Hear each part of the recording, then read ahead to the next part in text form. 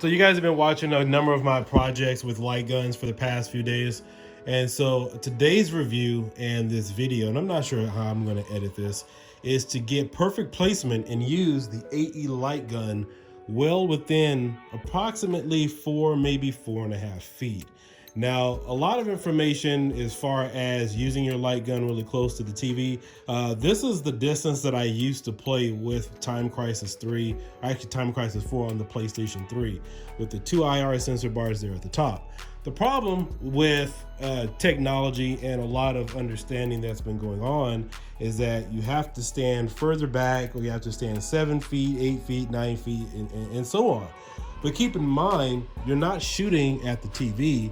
You're creating a depth of field between you and the IR sensors, which means if I have my IR sensors angled in and pointing at me, or maybe either angled up or maybe angled down, it should work. Now, I do know this theory will work. I was playing around with it a little bit earlier today, had perfect traction. I'm still trying to get calibrated with this, but here's the point. Typically, people who use light guns mount their sensors either on top of the TV or on the bottom, and they're not angled in to create a point. So you have those two sensors and you want to meet at a point, which would be approximately right about here. But if you look at the angle of the sensors, I have these up just for demonstration. Most people set their sensors up at the top of the TV like this, shooting into infinity and beyond. And so that's why you have to stand either 8 feet, 9 feet, 10 feet, or whatever to get perfect calibration. And of course, that's not true. But if you angle them in and you have them perfectly mounted and you calibrate them based upon your play space, it should work. So that's what today's video is going to be about. I want to show you guys perfect placement for your IR sensors.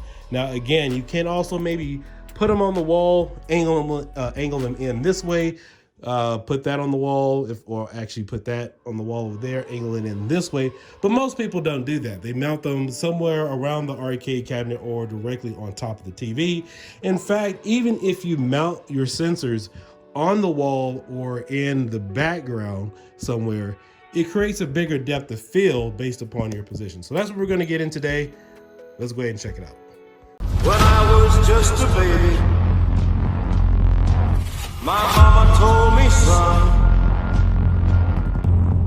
always be a good boy. Don't ever play with guns.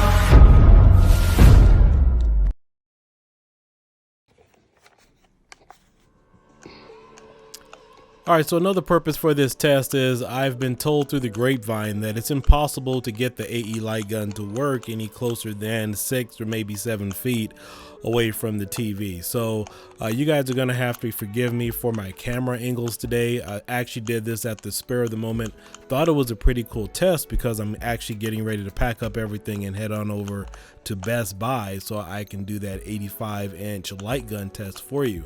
So as you guys can see right now, I have 2 chairs mounted to my left and to my right in front of me. I also have my tape measure, and I do have the LED sensors, the infrared sensors, taped to the back of the chair. Now this was very difficult for me to do because the AE light gun, I had to always kind of calibrate it.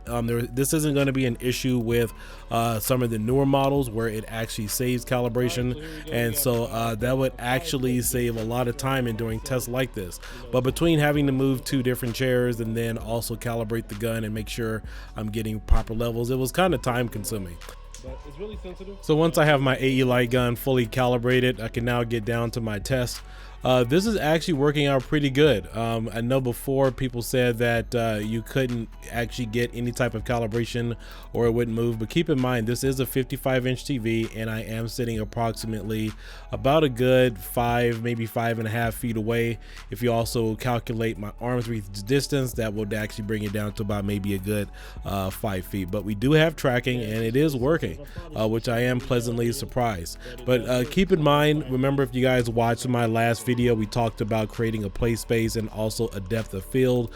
Remember, a lot of what I'm doing right now is very time consuming because I have to move each chair either inward or maybe move the sensor up and down. It's actually taped. So my results aren't fully perfect in regards to this video. However, it is very doable to have your AE light gun or infrared light gun work within around a 5-foot distance, depending upon the size of your TV. Now, again, this isn't a perfect scenario. This will require more additional testing in regards to maybe setting it up a little closer to the TV, maybe a little bit further back. All right, so here we go. We have about a 5-foot distance from myself, to the sensor. I think that's pretty good play field. I mean, 5 feet. I don't know anybody that would want to play closer than that, but it's really sensitive, but it does work. So let's go ahead and get on to it.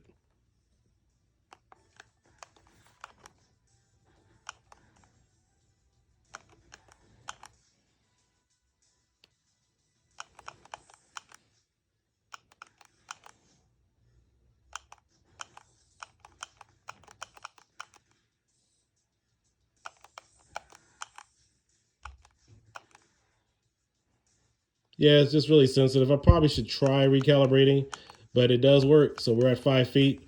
I'll see if I can get closer a little bit later. One of the biggest takeaways I want everybody to get from this video review is to understand that your placement and comfortability, you're going to have to position your IR sensors based upon your current gameplay. Nobody can predetermine exactly if you're going to stand, if you're going to sit, what your setups are. And typically, the arcade resellers that are out there in the market, they put your sensors somewhere around the cabinet, which is pretty much ideal to have some type of plug and play compatibility. But in the perfect scenario, you pretty much have to put them where you want them to be based upon your living room or your home arcade if you want the best possible perfect calibration. And I think that's the reason why a lot of people will say, hey, this doesn't work on a 55-inch TV, or it doesn't work on 65, or you need to have a fisheye lens in order to see, is because we've become adapted to not moving the sensors, but keeping them there based upon our way of thinking instead of readjusting them to how they should meet our needs. Now, if I was building the perfect arcade cabinet, I would actually put the sensors somewhere right underneath the screen, maybe right underneath the control deck of typically, let's say if you guys are familiar with Street Fighter 2 or a regular arcade cabinet, I would mount the sensor maybe at a 45 or maybe 35-degree angle facing up and towards, and have it right underneath the control panel. That would be the perfect possible placement if you're somewhere anywhere between maybe 5 to about maybe 6'2". That would be a perfect place, because that way your arm reach and where your shoulder is will be the perfect line of sight, instead of having something a little bit higher where the monitor is pretty much maybe where your forehead is, and let's say a bottom sensor is somewhere maybe around your top chest area. So again, it's all about perfect alignment. But if you guys have watched these past 2 videos, hopefully you've gotten something out of that to get a better understanding of your IR sensors and placement, and creating that depth of field is really key to getting a really good, enjoyable light gun experience without having to do a bunch of extra stuff. So I'm going to pack up. I'm going to head on over to Best Buy. I hope you guys really got something out of this video. Make sure you definitely like and subscribe. And again, I apologize for the camera angles, but I wanted this to be really informational for you. I know that there are a lot of people that aren't familiar with IR light guns. They don't have the AE light gun, and so you're depending upon reviews like this to get better educated in regards to your circumstances that definitely surround you. But all in all, this was a fun test. It can be expounded to do more. Yes, you can angle your IR sensors to get the best possible placement. It does work on a 55-inch TV. It does work within a 5-foot distance. And so hope you guys got something out of it. I will catch you guys later. Peace out and have a great day. Bye-bye.